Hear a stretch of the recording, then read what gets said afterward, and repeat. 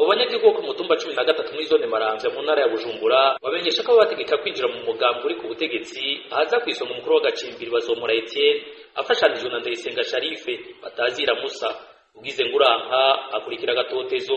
Turatewe impungenge n'ibiriko birakorwa n'imbonera kure ziri mu mugambwe CNDD-FDD aho mu yindwi iheze banziza abantu ku nguvu bagakubita abantu gende kwinjira mu mugambwe kuko bakeneye yuko umutumba wose wambara imyambaro y'imigambwe kandi utegetswe kuwugura utawuguze naho genda guca munsi y'idarapo ngo bakubatije bagaca baguha umupira. Amasoko yacu avuga ko abo batavuga rumwe n'umugambi uri ku butegetsi birirwa barateye ubwoba bakabwirwa ko umugambi uri ku butegetsi hakoze botsindwa amatora muri ako gace amaraso yose seka utoye nabi ngo mw'ijoro bazoza ngigita barazibahaye imipanga yo barayifitiye wako umugambi CNDD-FDD wotsindwa kubitewe n'umuntu umwe ngo azokuraho bacishe kimbugita. Abo banyagihugu bagatabaza abajejwe intwara cyo kumwe n'abaharanira agateka kazi na muntu bagarika ku gatotezo gakorerwa batavuga rumwe